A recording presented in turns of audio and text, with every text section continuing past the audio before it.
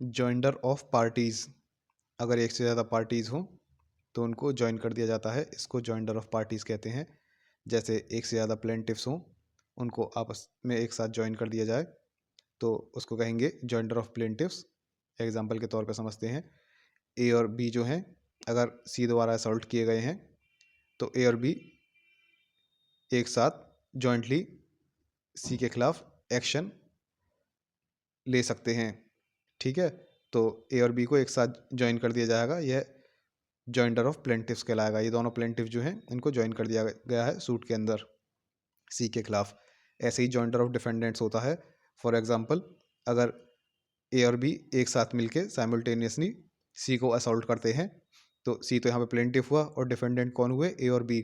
सी ने ए और बी के खिलाफ एक्शन लिया है तो इस एक्शन में इन डिफेंडेंट को ज्वाइन कर दिया जाएगा, इसको कहेंगे joinder of defendants. Necessary parties कौन सी होती हैं?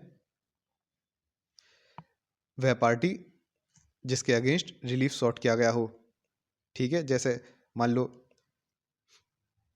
ए ने बी को असॉल्ट किया,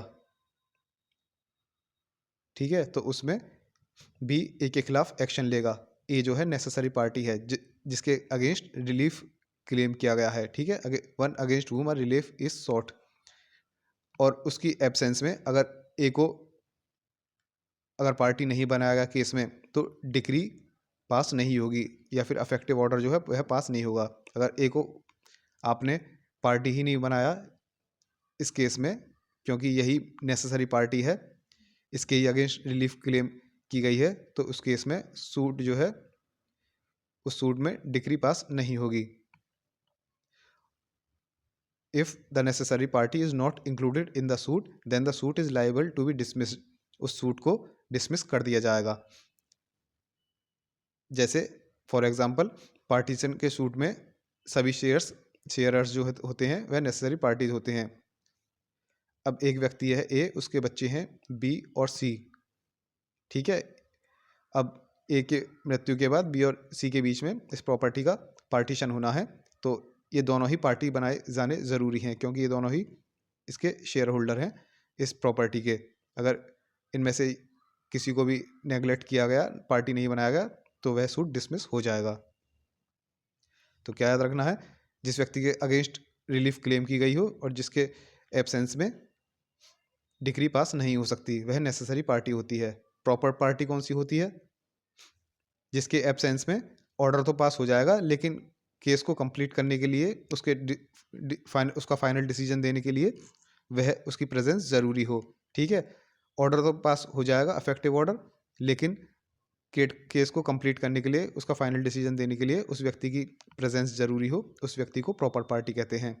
जैसे एविक्शन के सूट में अगर किसी किराएदार को निकाला जाना है, उस केस में अगर किराएदार का भी कोई सब टेनेंट है, उसने भी कोई और किराएदार रखा हुआ है, तो वह प्रॉपर पार्टी होगी। उससे क्या कहते हैं, उससे विटनेस के तौर पे उससे भी पूछताछ की जाएगी, तो वह प्रॉपर पार्टी हुई। इस केस को पूरा करने के लिए उसकी प्रेजेंस ज़रूरी है, लेकिन उसकी एब्सेंस में भी क्या कहते हैं, इफेक्टिव ऑर्डर पास किया जा सकता है। मिसजॉइंडर ऑफ पार्टीज,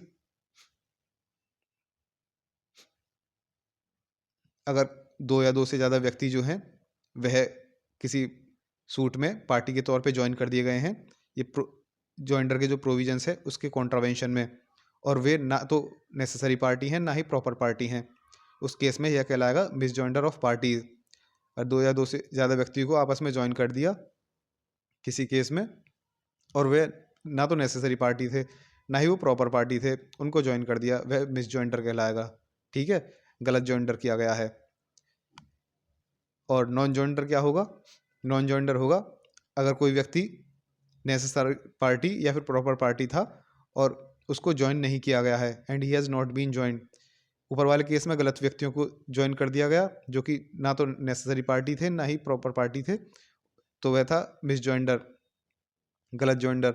और नॉन जॉइंडर जो नेसेसरी पार्टी हैं और प्रॉपर पार्टी हैं उनको ज्वाइन ही नहीं किया गया है, तो ये होगा नॉन जॉइंडर। नॉन जॉइंडर और मिस जॉइंडर का इफेक्ट क्या होता है? सूट पार्टीज के मिस जॉइंडर या फिर नॉन जॉइंडर पे डिफीट नहीं किया जा सकता, लेकिन नेसेसरी पार्टीज के नॉन जॉइंडर पे सूट डिफीट हो जाएगा। ठीक है। नेसेसरी पार्टी का नॉन जॉइंडर नहीं होना चाहिए, नेसेसरी पार्टी को ज्वाइन करना ज़रूरी है। ठीक है, तो इसमें क्या याद रखना आपको, नेसेसरी पार्टीज़ के नॉन जॉइंडर पर अगर उसको ज्वाइन नहीं किया गया है नेसेसरी पार्टीज़ को, तो सूट डिफीट हो जाएगा। अब समरी क्या हुई इस चैप्टर की। जॉइंडर में क्या याद रखना, प्लेंटिफ का जॉइंडर, जब सारे प्लेंटिफ को आपस में ज्वाइन कर दिया गया हो, या फिर डिफेंडेंट का जॉइंडर। नेसेसरी पार्टी कौन सी होती है, जिनके अगेंस्ट रिलीफ क्लेम किया गया हो और जिनकी एब्सेंस में कोई डिक्री पास ना की जा सके। प्रॉपर पार्टी कौन सी होती है, जो फाइनल डिसीजन लेने के लिए सूट को कंप्लीट करने के लिए नेसेसरी हो, लेकिन जिनके एब्सेंस में ऑर्डर पास किया जा सकता है।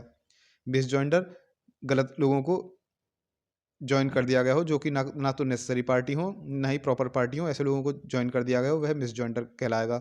और नॉन जॉइंडर क्या कहलाएगा, नेसेसरी पार्टी और प्रॉपर पार्टी को ज्वाइन ही नहीं किया गया हो, वह नॉन जॉइंडर कहलाएगा। अगर नेसेसरी पार्टी का नॉन जॉइंडर होता है तो उस केस में सूट डिफीट हो जाएगा। आपको बस इतना ही याद रखना है। इसी के बेस पे आप पूरा मिसजॉइंडर नॉन जॉइंडर को आप एग्जाम में लिख सकते हैं।